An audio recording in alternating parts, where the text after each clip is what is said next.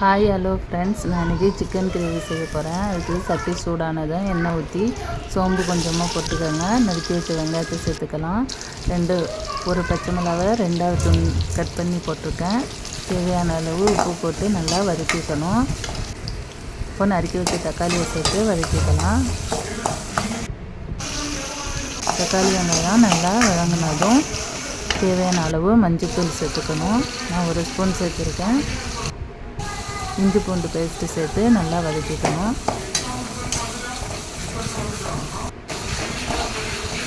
தக்காளி வெங்காயம் நல்லா வதங்கிருச்சு. இப்போது உரப்பு காரத்துக்கு ஏற்றாப்புல 1 ஸ்பூனு வெறும் மிளகாத்தூள் சேர்த்துருக்கேன்.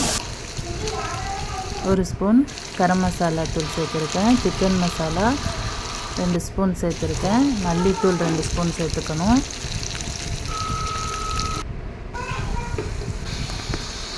நல்லா வதக்கிக்கலாம். நல்லா வதங்கி எண்ணெய் பிரிஞ்சு வந்துருச்சு. இப்போது சிக்கனை சேர்த்துக்கணும்.